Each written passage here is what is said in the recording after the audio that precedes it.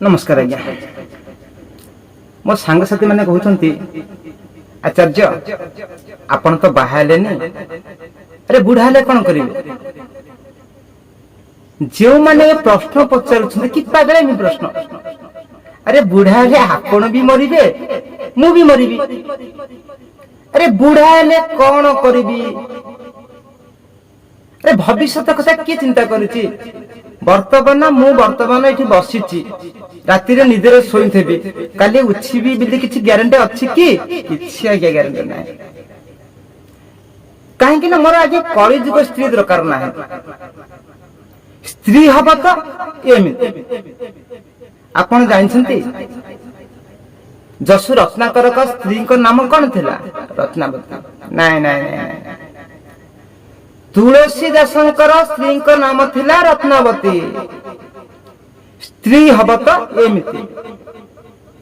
आपण माने जो कहले आपण बाहा हेबे ना बाहा हेबे मु काहा को बाहा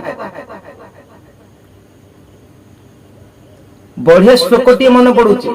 तुलसीदासंकर रत्नावती कहिते स्त्री की श्लोक जहाँ वर्णित अच्छी मु कहूची अस्ति चर्म मम देह यह ताम ऐसी प्रीति तसी तो श्री राम मोह तीन तो भक्ति आपण ये जो रक्त मांस हाड़े शरीर रे जति प्रेम करुछंती यदि आपण एतिकी प्रेम राम प्रति करिवे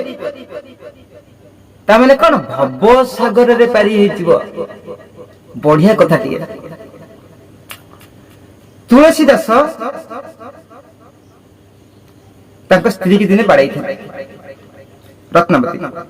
रत्नावती तांको बाप घर को पळाई थिले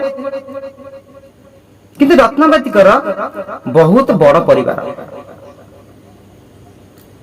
दी चारि दिन 6 दिन गला परे तुलसीदासंक मन रे कामना वासना जागृत हैला श्लोक रे जहाँ वर्णित अछि मु सेही हिसाब रे कहूची से दिन पूरा अंधार अमावास्या राति झड़ तोफान होउची आ प्रियतमार घर जीवा पाई गोटे नदीटी अच्छी नौका मध्य नाही झड़ तोफान को खातिरी न करी अंधार राति की खातिरी न करी नदी पहरिकिरी एवं प्रियतमार गाँव रे पहुंचिकी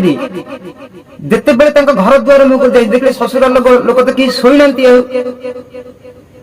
देखिले जो घरे स्त्री शुअंती देखिले से घर को उठा को प्रयास करे से घर पाखे कौन टी ओली थला तुलसी दास देखी ना जिते बेले चढ़ी चढ़ी जाइए रत्नावती पाखे पहुंच जाइछंती रत्नावती चमकी पड़े तुलसीदास कहले प्रिय मु आसी गली ना तमे एते राति रे आसिलो केमिति ना तम कथा मोर मन पइला स्त्री सेउटु कहले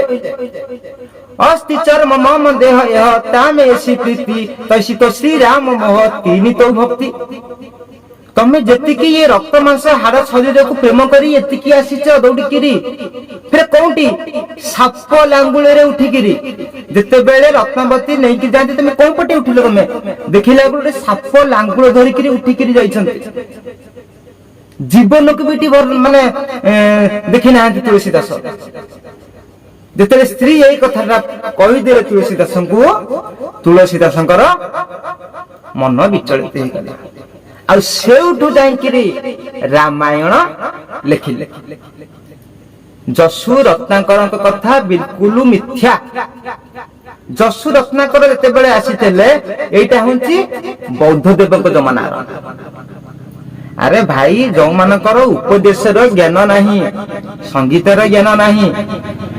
वेद वेदांतर ज्ञान नाही सांख्य दर्शनर ज्ञान नाही भारत दर्शनर ज्ञान नाही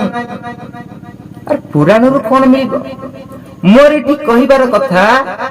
जेकोसी पुराण उपनिषद व्याख्या आसुची बा उपनिषद को विरोध करुची से पुराण को पुराण मना जीवन नहीं बुझी पारे नेक्स्ट वीडियो रे राम कथा हो नचेत कृष्ण कथा निश्चिंत भाव आलोचना करिया।